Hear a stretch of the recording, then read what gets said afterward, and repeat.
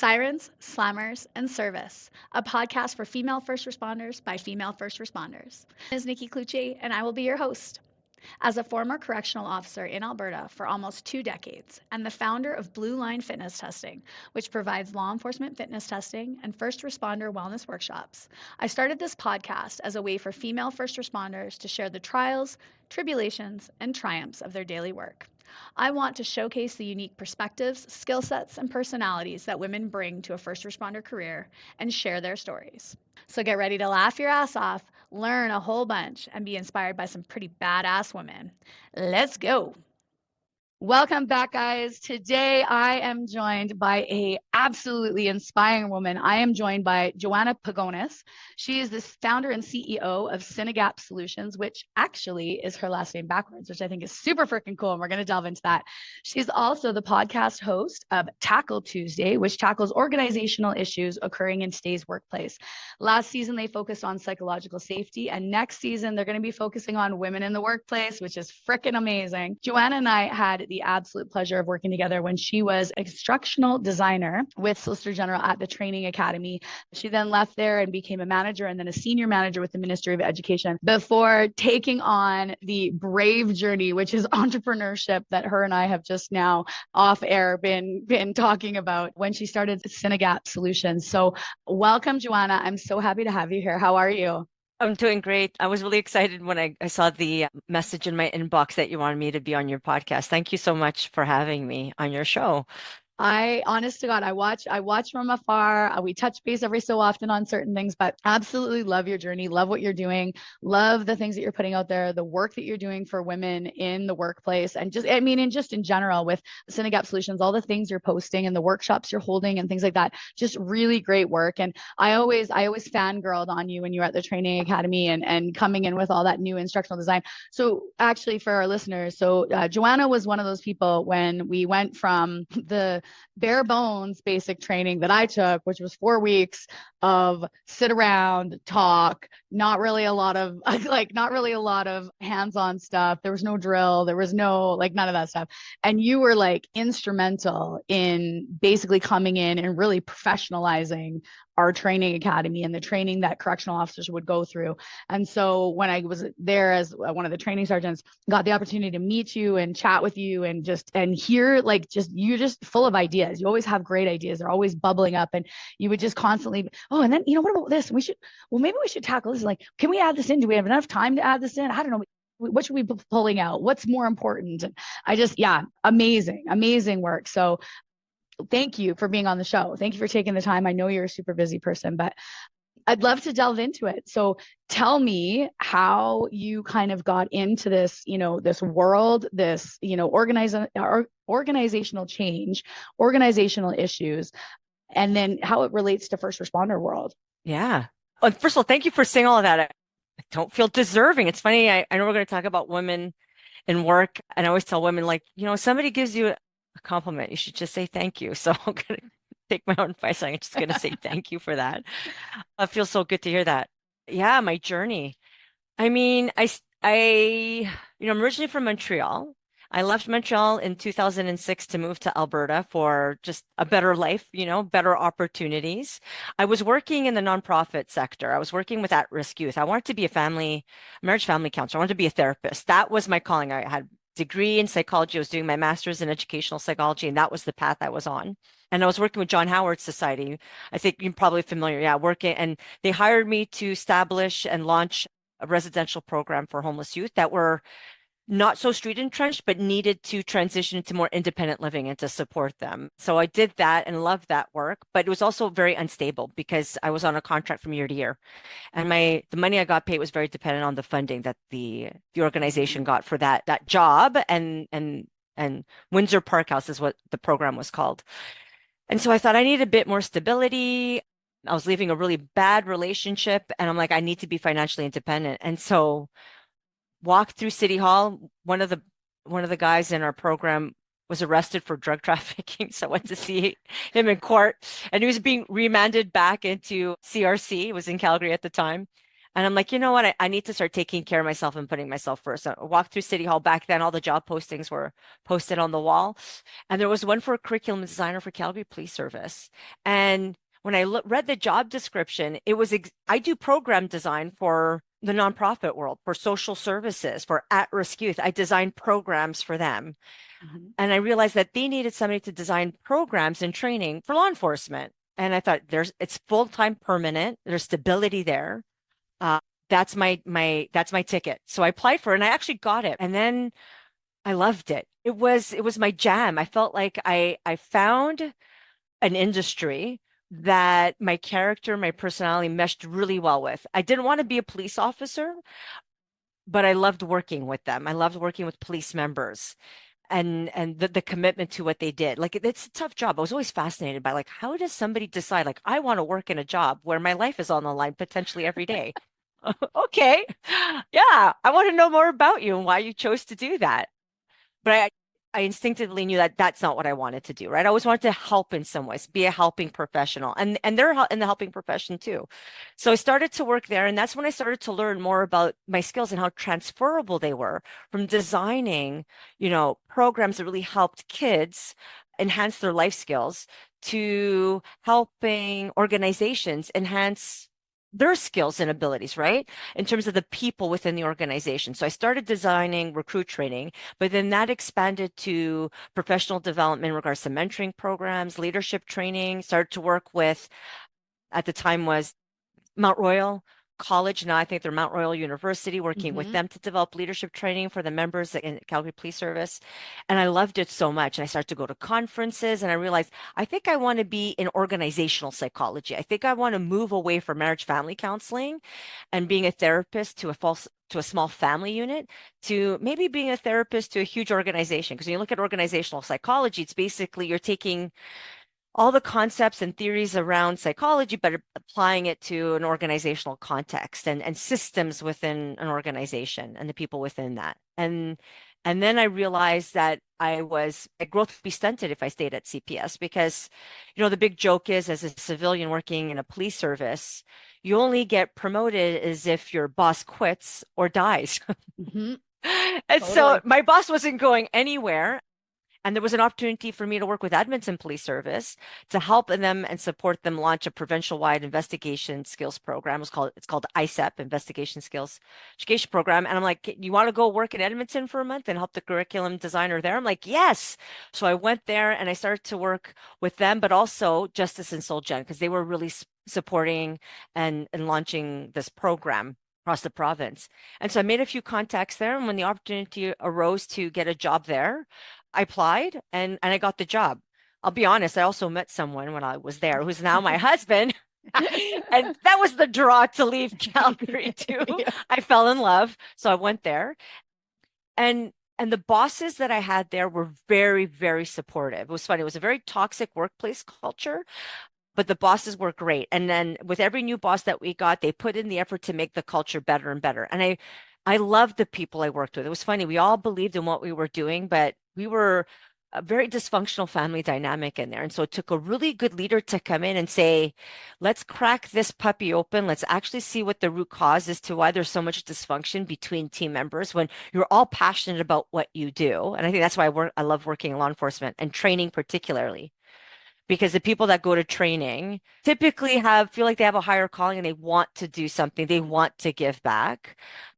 They also may be frustrated with the working conditions and politics of working where they are. Mhm. And they're like, I need to take a break and I want to go do something I feel like is a higher calling. And so I just meshed well with the people there. So when I saw that it took a strong leader to be brave, to challenge what's going on, and be willing to make mistakes and put their foot in their mouth, but work always consistently towards making things better. I started to understand and appreciate the role of leadership. And as I started to move up in the organization from a curriculum and slash instructional designer to a manager and then to a senior manager, I realized that we were supported in understanding how to do our jobs as a technical frontline professional Mhm. expert individual contributor, whatever you want to call them. But when you move up into a formal leadership position, there was no support.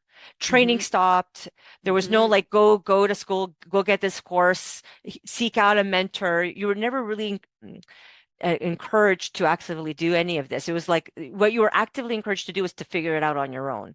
Mm-hmm. And so at the time, we were hiring a lot of students to help and support us expand recruit training in the training academy. And I thought, and they were all doing their PhDs. And I'm like, I've always wanted to do my PhD. I'm not sure if I should I do, maybe I want to do it now. And at the time, Dr. Curtis Clark was there, and I asked him, would you support me? And he said yes. And I got in, I got in, and I realized that what I really wanted to study was how do we support people become better leaders so they can help people achieve their full potential. And so through my PhD work, I realized that, I was always kind of had a side hustle. I was always consulting a little bit on the side. I was helping other law enforcement organizations develop training programs.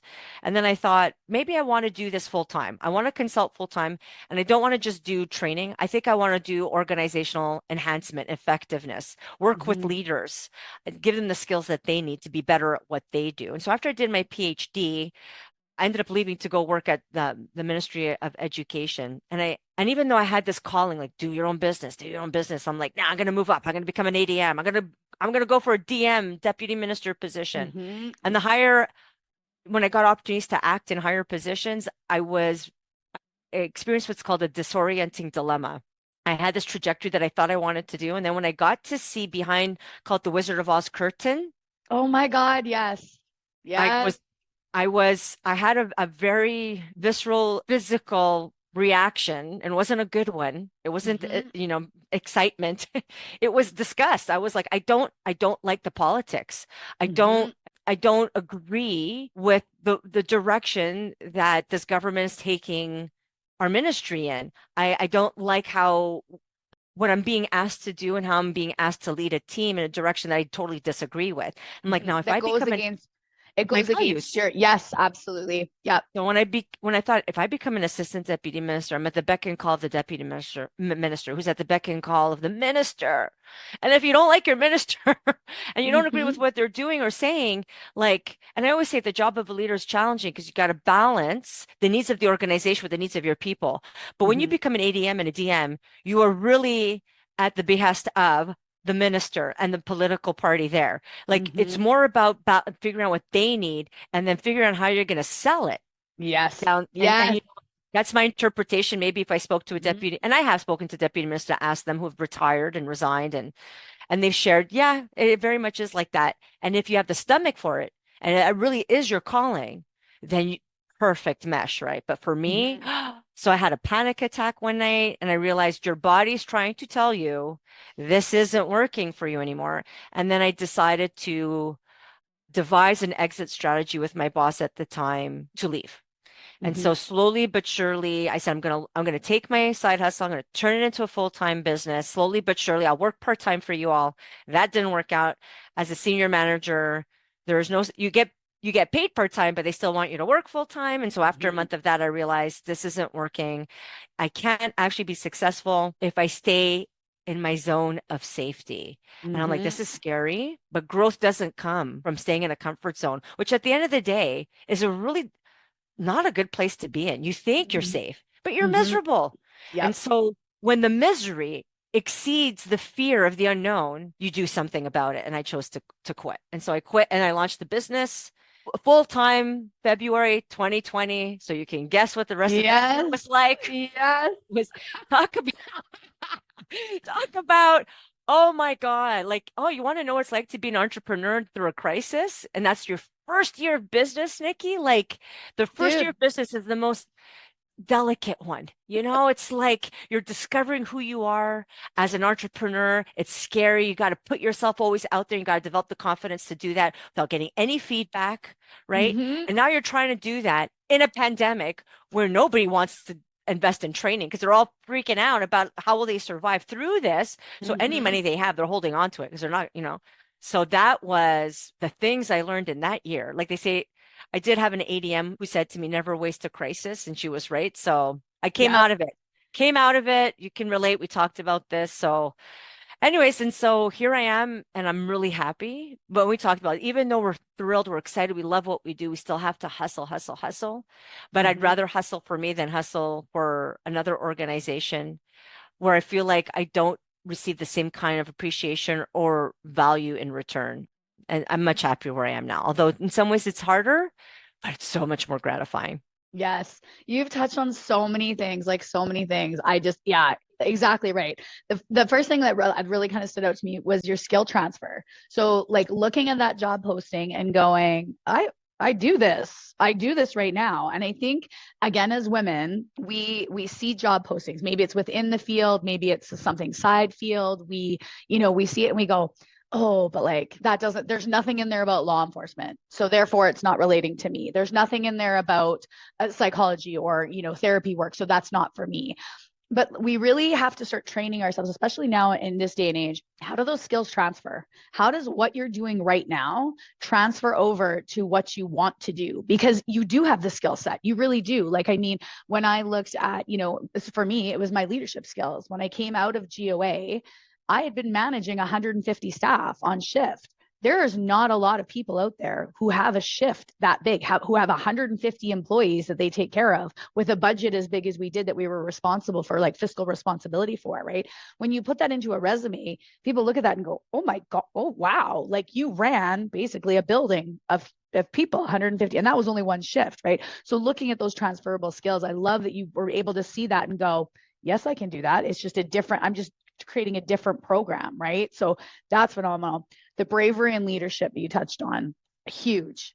It takes those people that are brave enough to step into the shit and say, why? Why is this shitty? How can I change it? And I'm willing to stick it out and do the hard work that it's going to take to change that toxic work culture, to change how we've been doing things, because it's not easy. It's not easy to be that brave leader. It's not easy to step in, especially if you still have a little bit of the toxic above you that's going, oh, who's this coming in with these stupid brand new ideas? Nope, we're not. We don't want to do it like that. We're not doing that. That's not happening. Like, yeah, okay, Skip, take your good ideas and piss off. That we're going to do it the same way, right? So the bravery and leadership, I love that. And I 100% agree with you when you were talking about, as you move up into senior management and into management, that support is gone. There is no support. There is no, when I got into my assistant deputy director role, my deputy director role, that nothing.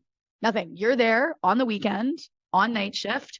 There is zero support. When shit hits the fan in the jail, it's on you. And then they come to you on Monday morning and they Monday morning quarterback you and tell you how you fucked it up all repetitively and how many ways you fucked up. And you're going, it was 2 a.m. I have skeleton staff.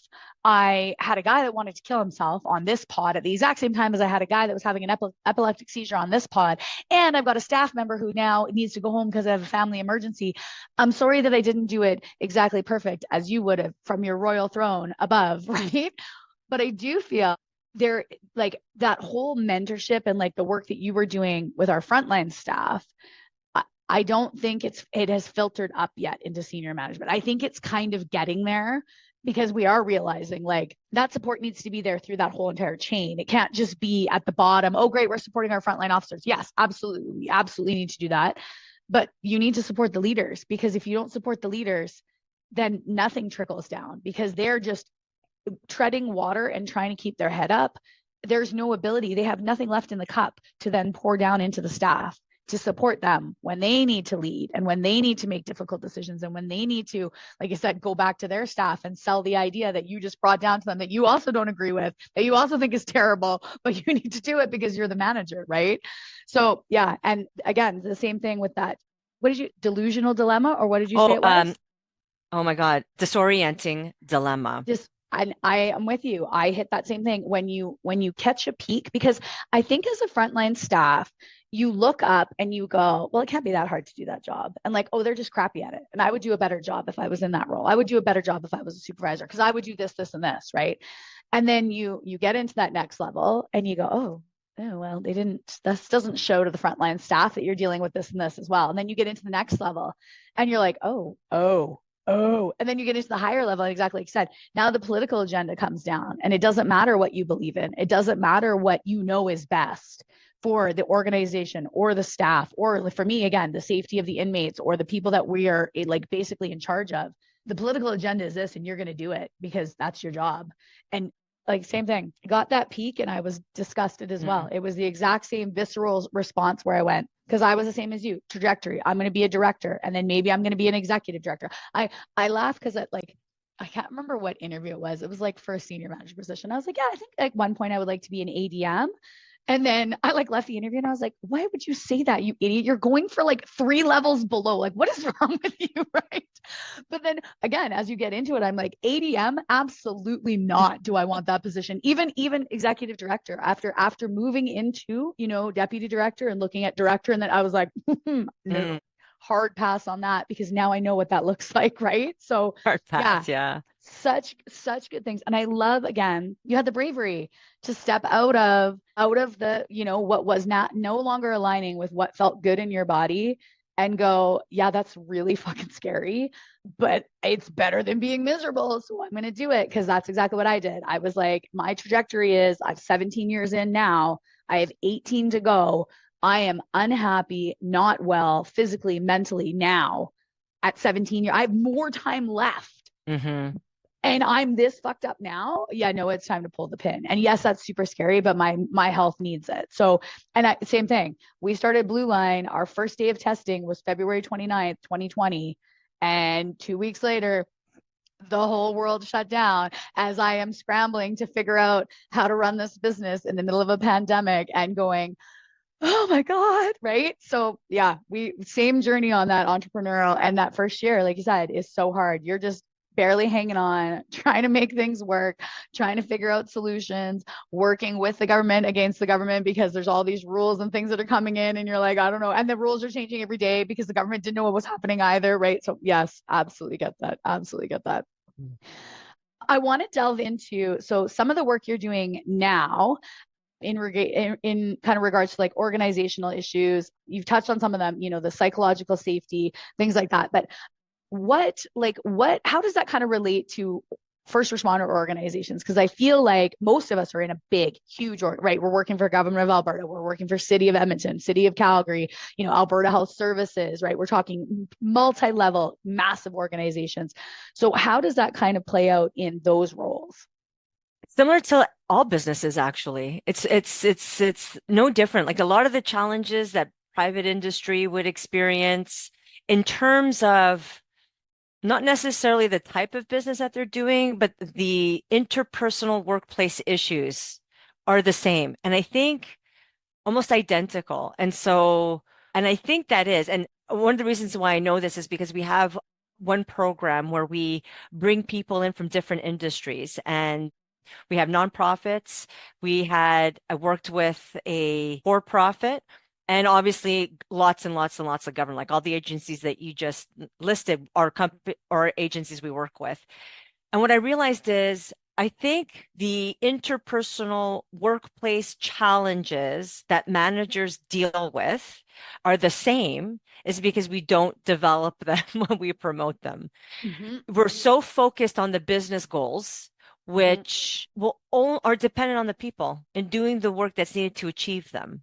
mm-hmm, And a lot of the skill set that's required to achieve these business goals are skills that leaders need to be able to role model and support their staff in developing. So here's a good example. When you look at the strategic plans of a lot of law enforcement organizations, the first goal in the strategic plan usually has something to do with enhancing and building community trust, right? mm-hmm. Reducing crime, it's always there. Yeah. And with that, this is always there, but community enhancing community trust. And we know that through the pandemic, we saw what happened in the States with George Floyd really painted a really did a disservice to law enforcement in Canada. We were painted with the same brush.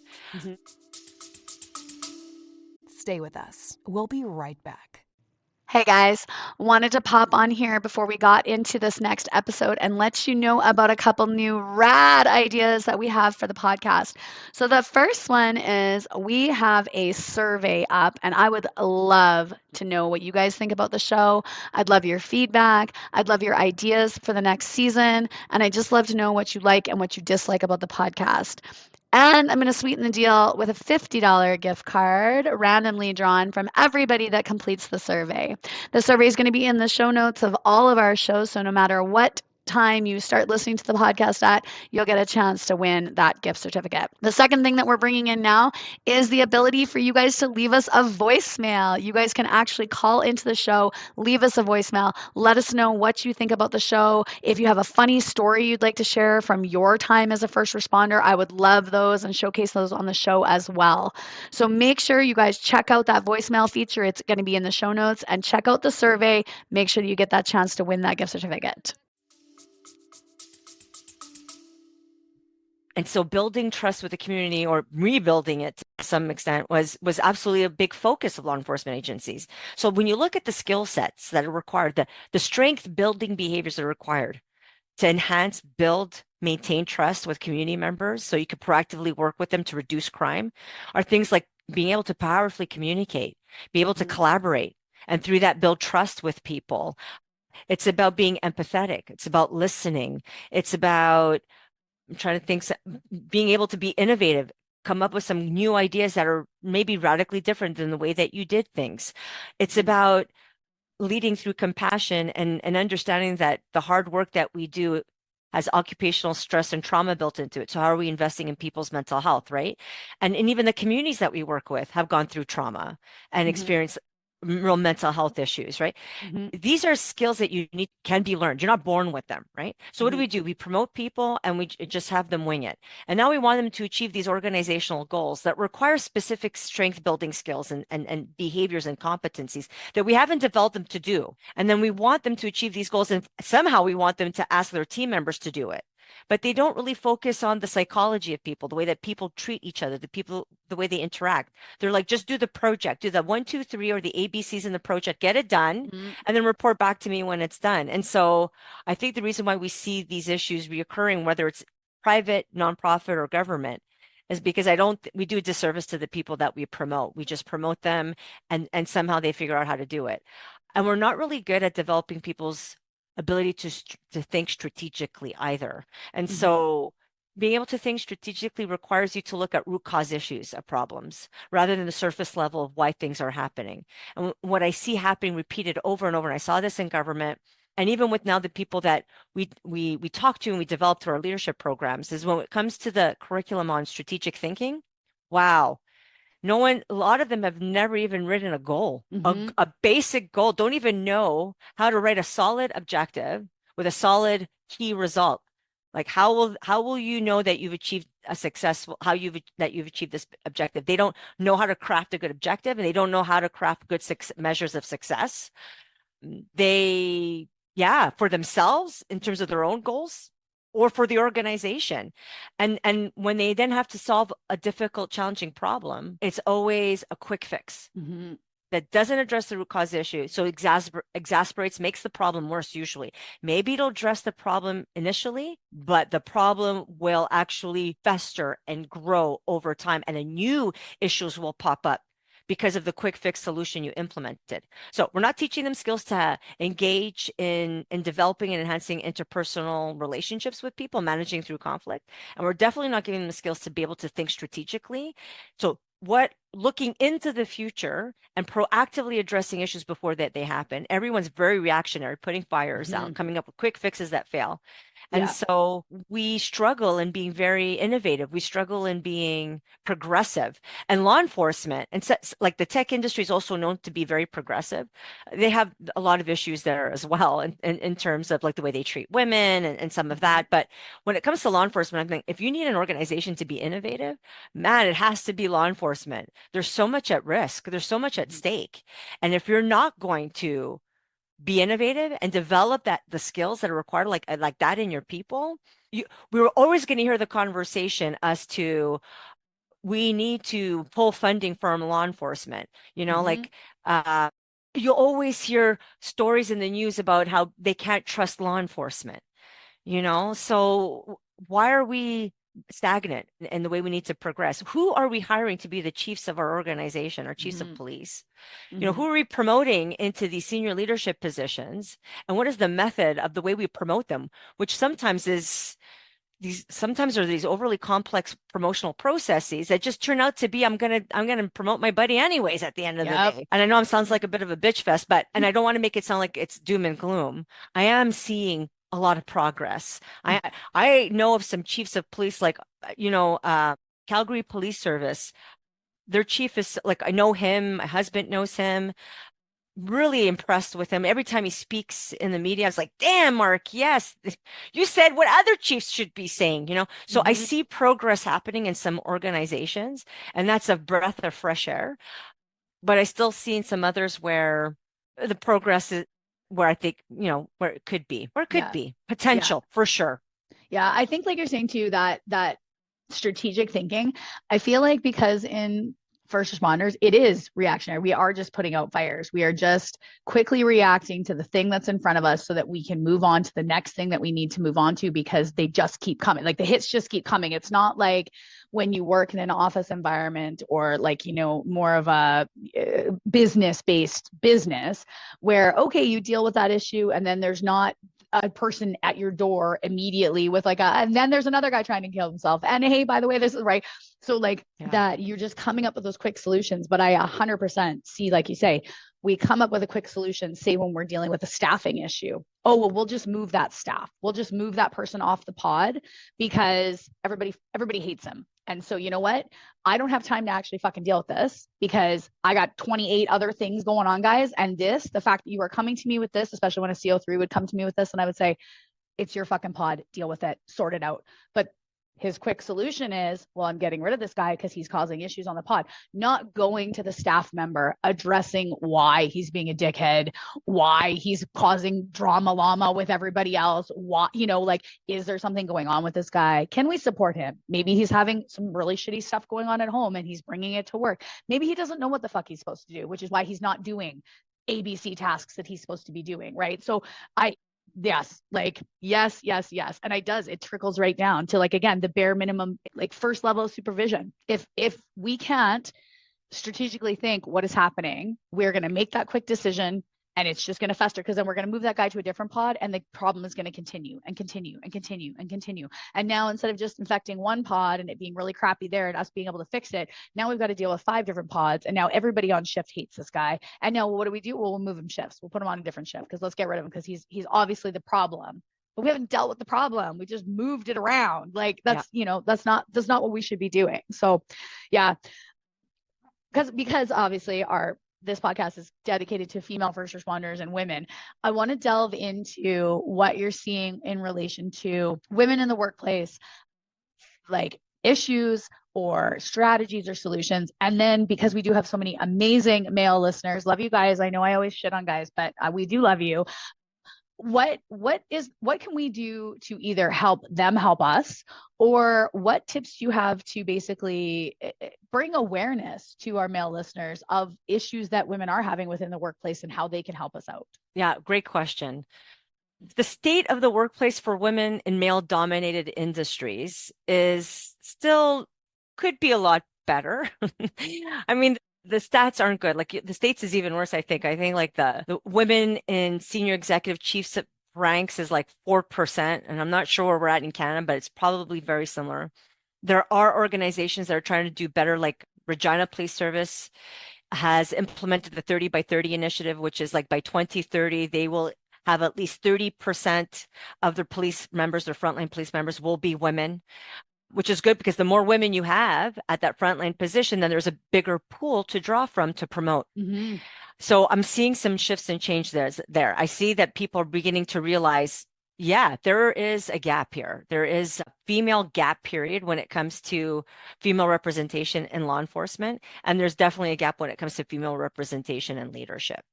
So there's some initiatives that are being put into place, which is great, but I still see when it comes to the interactions between people, the bias, the fixed mindset around women in the workplace and their role.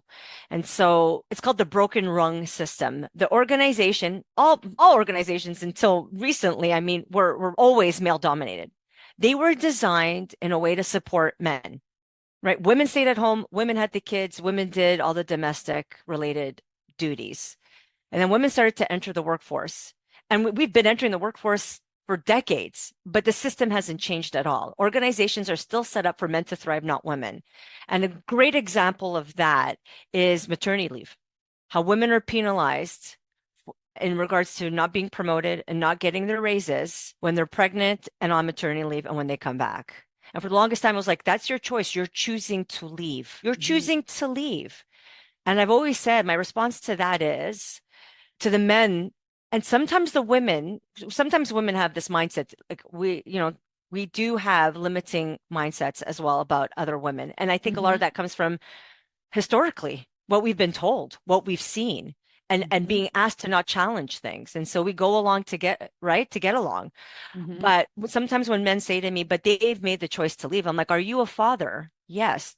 Did you want these kids? Were they forced upon you? No, I wanted them. I actively wanted these children and entered into that agreement with my wife to have these kids. Do you like your kids? Yes, I very much like my kids. Okay. Do who stayed home to raise them? Like, my wife did. She's the one who took the maternity leave. Do you think she did a good job? Absolutely. Okay. Was that experience that she learned from that valuable, do you think, being a mother? Yeah. And he talks about how hard it was, how sometimes I felt like she had a harder day than I did at work, that the things that she needed to do, keeping our kids alive and making decisions with very little information to make these decisions on, were things like I felt like I was lucky to be working where I was, that I didn't have to deal with that. Okay, then why is she punished then? Why is she being punished and not being promoted? Why isn't she getting her raise? You can't stay home and have the kid. Like you can't bear the children, you can't carry, you can't bear. And you've also chosen to not stay home. She did, but yet she's being punished for that. She is at the end of the day, right? And so we have to start. And here's another analogy. And I read this in a wonderful article, and it was about women in the tech industry.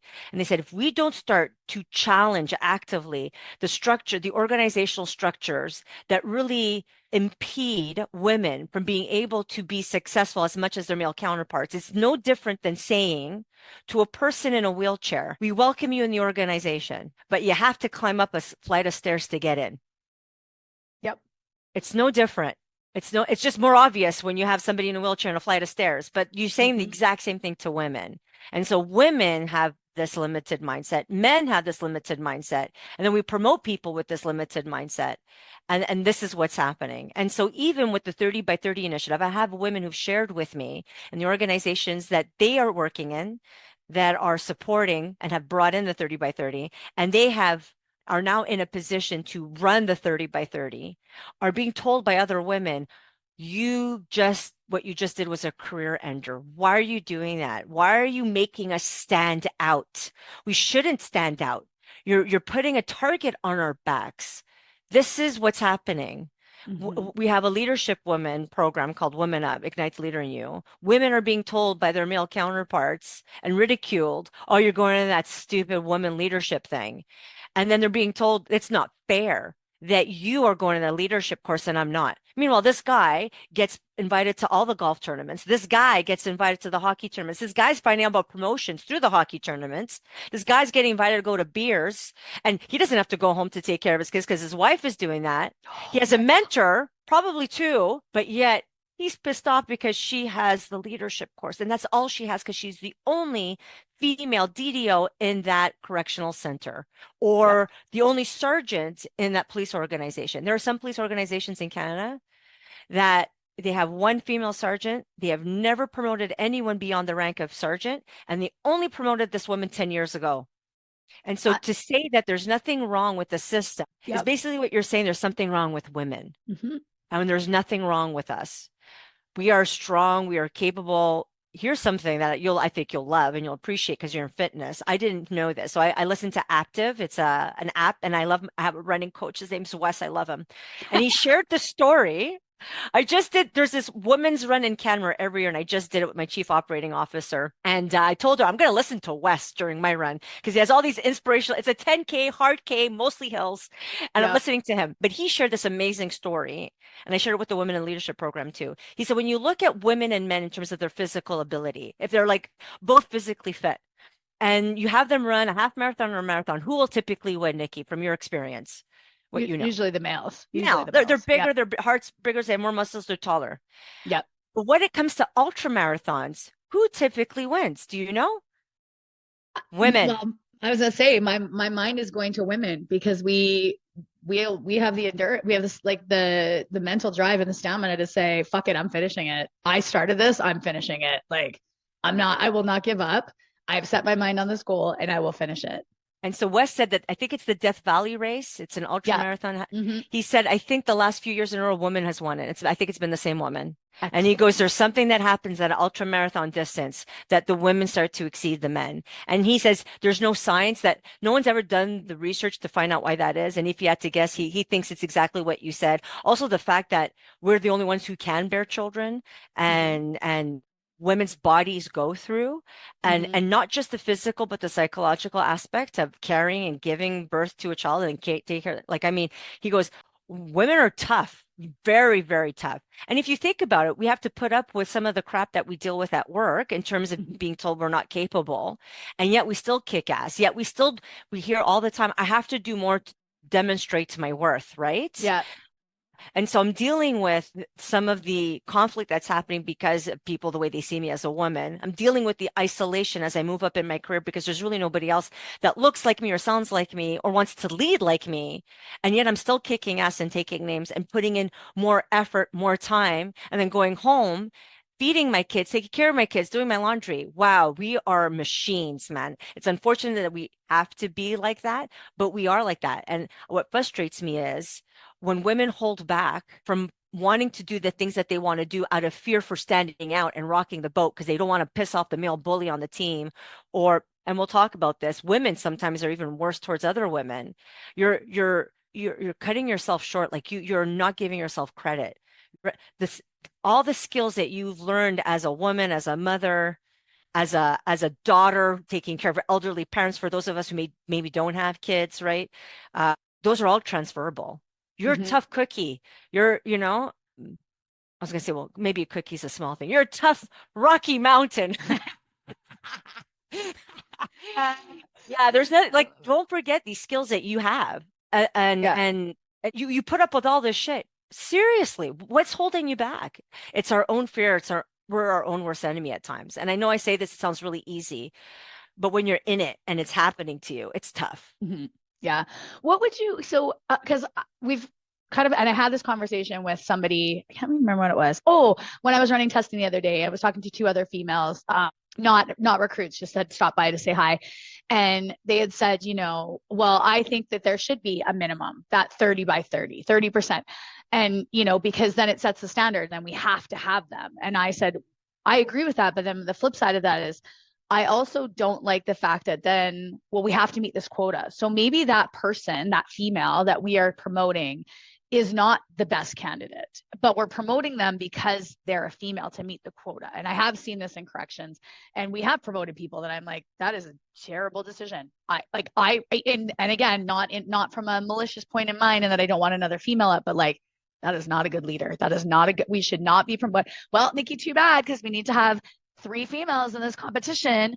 So there's that, but then also the stand out, not stand out, because we also, and again, there's been guests on this podcast where we've said, I'm not a female correctional officer. I'm a correctional officer. I'm not a female firefighter. I'm a firefighter. We do the same job to the same standards. There is no, and again, when we talk about fitness standards, there is no female pair standard and male pair standard, or female COPAT and male. There's the COPAT standard. You either meet it or you don't. Do males usually have a physical advantage in these fitness tests? Absolutely. They have longer legs, like you said, bigger hearts, bigger stride, right? They do have a physical advantage in these things, but we do pass them, and we do sometimes beat the guys' times, and we do have that fitness level. So how do we mitigate that standing out, but also not standing out as a female in this role, standing out as just a really fucking good firefighter or a really good police officer? Oh, it's great questions. Like, even in that program, we have them read an article that says, is putting female in front of CEO a good thing or a bad thing?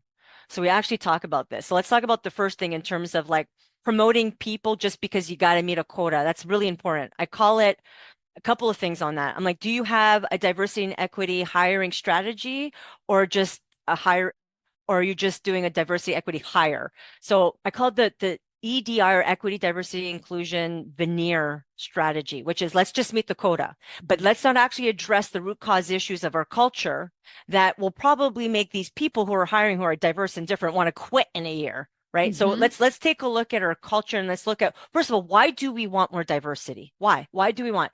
Do we fundamentally believe, and the science is there and the research has shown, that the more diverse your organization is and the more representative it is of the people you serve, the better you will be. So the more innovative you will be, the better like a better strategic thinker you will be, right? Because you just have different people there who think differently. Diversity is great for that.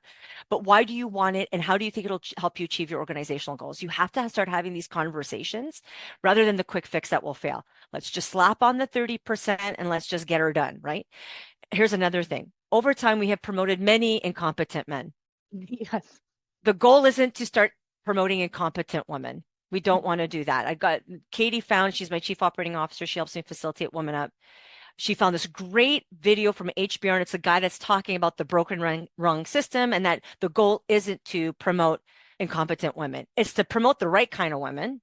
And it's to take the time to do so just as much as we should be doing it for men and making sure that they have the right competencies, but also being mindful that our unconscious bias may come in and may inadvertently put some more barriers on some of these women. And so you may have a man and a woman who have similar skill sets, but don't have like they have the minimum recruitment standard, but maybe you feel like they're lacking some experience. Here's the thing too, if you're going to promote them or hire them, then acknowledge that and give them the support that they need. You give it to the guys, you give them the mentorship, you give them the job assignments to help develop them. If you're going to promote women too, then make sure that you know that they may meet the minimum recruitment standard, but it shouldn't end there. Their professional development should be supported continuously because it's more readily available to the guys than it is to the women. And so sometimes we see women who are very capable and have a lot of potential start to really flounder and not do well because of that as well. So we have to be cognizant of that too. And in regards to looking at what's fair, in regards to things like 30 by 30 and putting female in front of words, this is what I say. And how will we achieve gender parity without some of these things? Because it hasn't happened yet. So is this the right way? I don't know, but at least it's a way. And it's getting women into the door. It's getting them through the door, right? And I think by putting female in front of something acknowledges the fact that there's still only one, there's still only two. This isn't right. Can we start to ask ourselves some of these uncomfortable, controversial questions? Why isn't there any female superintendents? Why isn't there any female chiefs? How many times have I heard a female superintendent was, they were thinking that maybe she'd get it and she never gets it, Or I find that there's a woman who's promoted into a superintendent position and I hear the guys bashing her and saying these rumors about her, all about sex and inappropriate behavior. And I'm like, where is this coming from? And it's all hearsay. And I'm like, can we start to address that?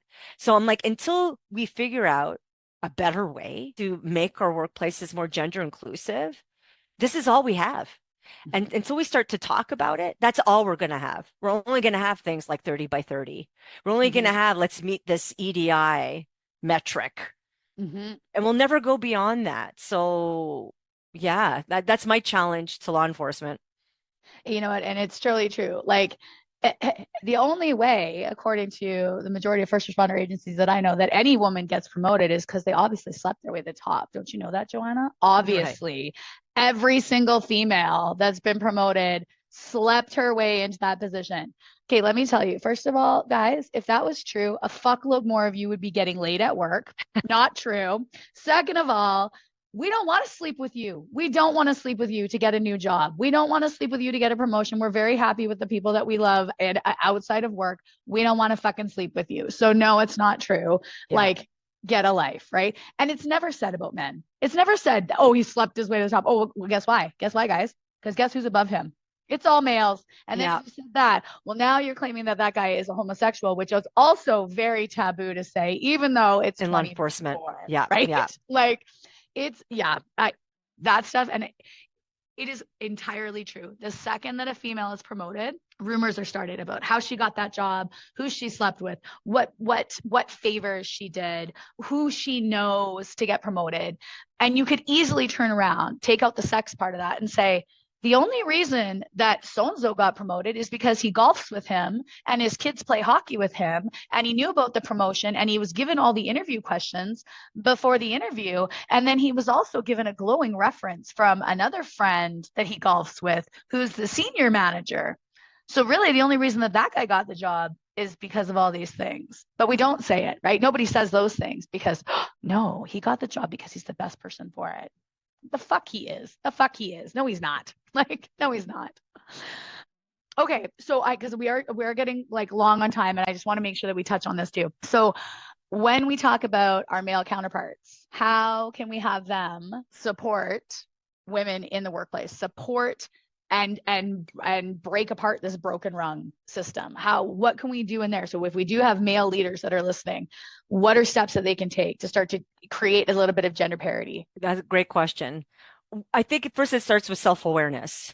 And so if you're even curious to like, I want to be a male ally and I want to learn more about that, ask yourself about why that is. What's the purpose behind that? So I think that's important to first ask yourself is, do I want to be a male ally and why? And part of being a really good male ally is doing the hard work to uncover your own unconscious biases and mindsets, values, and beliefs around the role that women play in the organization. And sometimes and women can do this too. We think we're doing well, but we're actually engaging in what's called benevolent sexism. So it's just as harmful as overt and aggressive sexism, but you think you're being kind. Like we're not going to promote someone because we think she's not ready yet. And we're trying to protect her. Or we're only going to promote women into positions that we think are better suited to for women's strengths, like the domestic violence unit, So we have to start asking ourselves, have we done these things?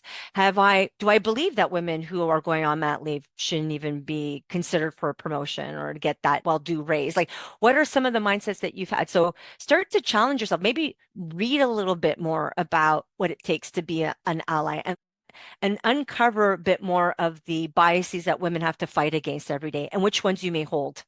I would start there. And once you start to do that and you see it in yourself, you'll start to correct your behavior. And you'll probably start to be more compassionate and more courageous to start to admit it to people and maybe even start to apologize. And if you can see it in yourself, then you'll start to see it in other people. So I can't ask male allies to advocate for women if they have no clue as to why they want to be a male ally and even what their own mindsets are around that, maybe holding themselves back from reaching their full potential as a male ally. And then after that, I'd say the next thing is you're going to have to get ready to be unpopular, my friend, because you're going to have to start opening your mouth when you see bullshit happen in the workplace. You really are going to have to. Like I remember I was sitting waiting to go into a meeting. When I was working for the government of Alberta, ding, the elevator opens and there's a bunch of senior managers, leaders, directors, all men. And I hear them talking about one of the administrative assistants in the meeting that they're in and what she was wearing. And they didn't see that I was there. And when they saw me, they shut up. They had a look of like, oh shit, she probably heard us. And I wanted to say, do you think that was appropriate? What you just had that conversation about? Like you have to be ready to be unpopular, to challenge these conversations that are happening saying, why do you believe that? Why are you saying that? How do you think that may impact our workplace environment when you're saying these things? Like challenge people. That's not going to be easy. It's not easy. You have to get outside of your comfort zone, but you have to think of it this way. If I say nothing, what's the consequence? And if I do, what's the consequence? You may think of a bad initial consequence for yourself, but there's a greater positive consequence by speaking up. And the more you do it, that's why we talk about psychological safety through the creation of an inner brave space. If you can have the courage to do it and other people see you do it, all you need is another follower. And they say that followers emulate followers, not leaders. So if you do it and then someone else does it, then you're going to start to see more and more people do it. But it takes one person to start. So do that, speak up and amplify the voices of women. So give them credit where credit is due. Bring them to the table. Be like, oh, sorry, you don't have enough chevrons on your sleeve. Oh, you're a civilian. You can't sit at this table. Oh, bullshit. We use the rank and the chain of command to make excuses to maintain the status quo. So you really want to be innovative, you really want to achieve those strategic goals in your business plan, then stop with the status quo, dude, because it ain't going to happen. And I say this to the women too and who are listening. You need to start doing things a bit differently. You need to start inviting people to the table, and not because they're the tokenistic, sit there. I brought my diverse person. Now shut the fuck up and just listen. but check the box on inclusion because they're included. Yeah. They're at the table. And I'm like, inclusion means nothing without belonging. Belonging is speak. She has something to say. And I did this as I had to present to the ADMs on a program that we were doing. And I brought the instructional designer who was critical in developing it and facilitating it and made her speak. The credit was where it needed to be. It was with her. I think I'm hot shit. I think I'm great at what I do. And I thought it was awesome for bringing her. That's the pat on my back that I needed. And then that's all I wanted, right? It's like put your ego on the side. If your ego is important, then give yourself the accolades that you did it, but put your ego on the side and have other people come to the table. And my male ally said this. Joe West, he's an inspector with Medicine Hat Police Service. He went to CPC, Canadian Police College, for an executive leadership course where there was mostly women, which was a shock to him and it is to me. And the women were talking about the way they treat other women. And one woman said, we need to stop knocking our crowns off. We need to start straightening our crowns and not knocking them down. So I think men and women, we can straighten each other's crowns. But I would say this to women who are listening, being an ally, male or any gender, but being an ally is tough. So if you have an ally, then acknowledge that to them today. Give them a call and say, I need you to know that when you did this, that meant that for me.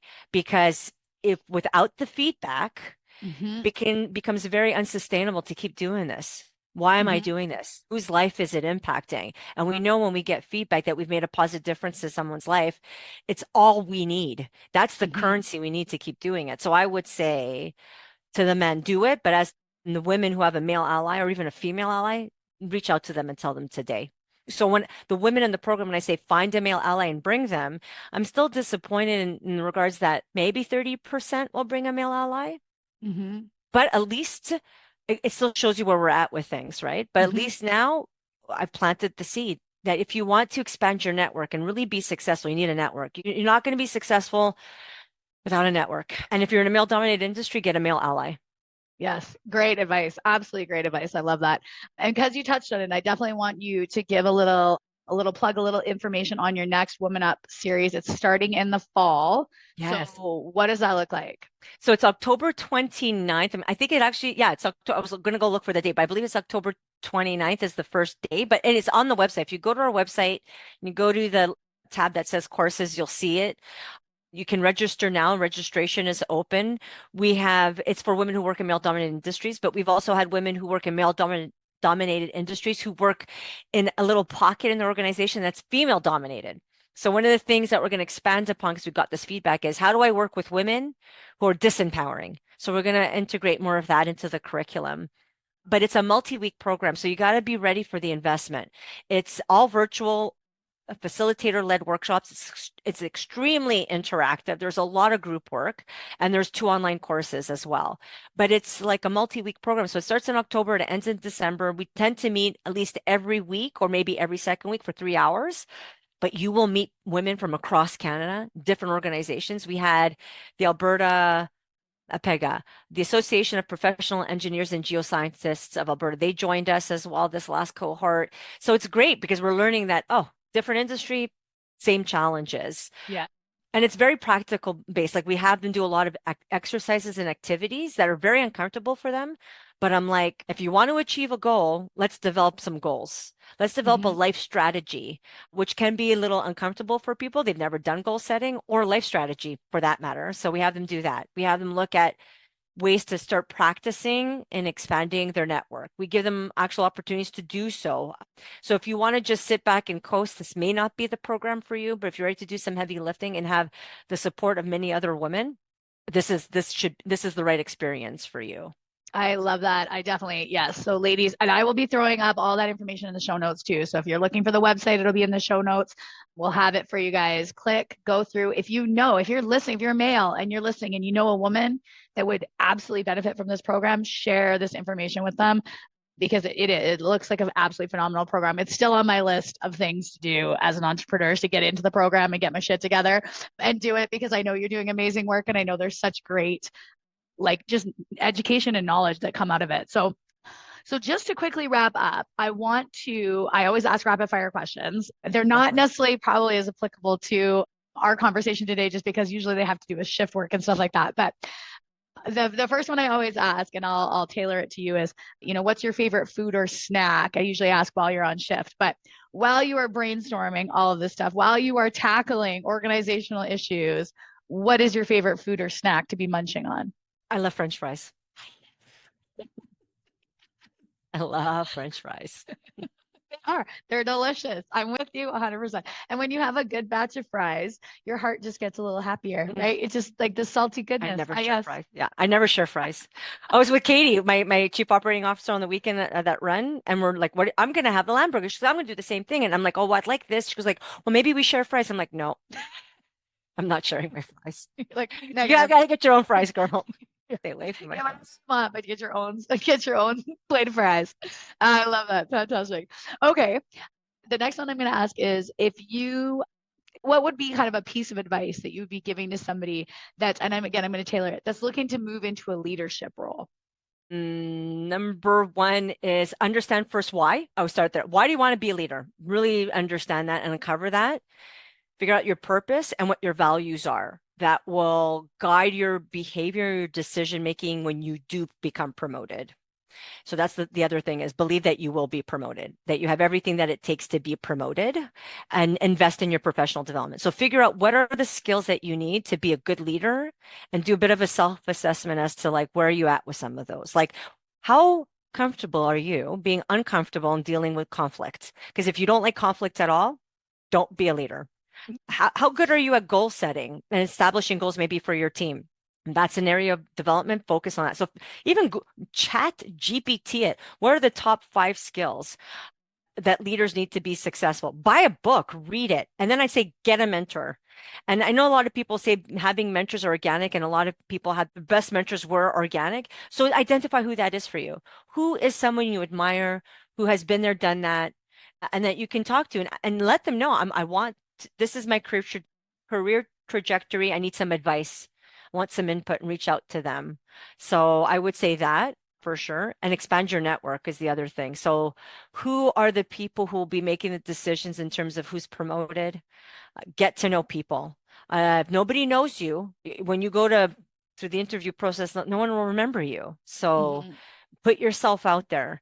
And like, I think maybe it's one of the reasons why we're successful entrepreneurs. We were pretty aggressive in ascending into leadership positions throughout our career, which means that you're putting yourself out there, you're advocating for yourself. Yeah, you're selling yourself to a certain extent, right? Mm-hmm. But sell yourself in the sense where, I don't know if everyone's comfortable with that, but advocate for yourself in terms of what your strengths are. So that's the other thing too. I know I said understand what your gaps are and develop those, but at the same time, don't forget your strengths. So number one, purpose, values, figure out what the top strengths are, and in terms of leadership behaviors, and then what your strengths and gaps are in those, and develop them actively with the support of a mentor. Love it. Okay, so ladies, that's literally your action plan. Like, Johanna has just rolled out 5-point action plan. If leadership is in your future, if you are seeing yourself on that trajectory of leadership, that is your action plan. Start working on it now. Start putting that into place. And I will wholeheartedly support get the network. And I think that is also the other thing that makes us successful entrepreneurs, is the network, is the people that I can reach out to and go, I don't fucking know how to do this. I have no idea how to do this, but I know that Johanna knows how to do this. Hey, Johanna, can you teach me how to do this? Or can you show me how to do this? And I think that also, again, is a skill that as women, we are much stronger at. We are willing to go and ask for help. We are willing to acknowledge that we don't know what the fuck we're doing, but I know that this girl does, so I'm going to go and ask her. Whereas I know a lot of guys are like, well, I'm not telling anybody that I don't know how to do that. I'm just going to figure it out on my own. I'm just going to tough it out, right? But our network is one of our greatest strengths. The fact that we know multiple people and are willing to be vulnerable, usually with our network, and say, I don't know how to do this, or I don't even know where to start. Do you even know where I would, or do you know somebody that can help me? And our girl, like, again, the tribe shows up and goes, yeah, I don't know how to do that, but I have a friend who knows how to do that. Or I have a friend who has a friend that knows how to do that. I'll put you in contact with her. So network. Absolutely. Yeah. Absolutely. Awesome. Well, it has been an absolute slice. I love doing these podcasts because I learned so much, but just especially in this one, I really feel like my brain was fired up a lot on this. And a lot of the things that you're talking about are high level, but they're things that we can action from where we're at. No matter if you're a frontline officer, if you're a supervisor, if you're a manager, if you're at top of the chief, these are all things that we can put into action. So thank you for sharing your time. Thank you for sharing your energy with me. I really appreciate it. Any last words for our listeners? Oh God, I guess just believe in yourself and keep moving forward. Yes. Love it. Mic drop. That's it. Boom. Yeah, That's okay, it. good. Mic drop. Mic drop. I love it. Okay. Well, it has been great. I hope you have an amazing rest of your day. You too. Thank you for having me on the shows. I'm feeling pumped up too. Thank you, Nikki.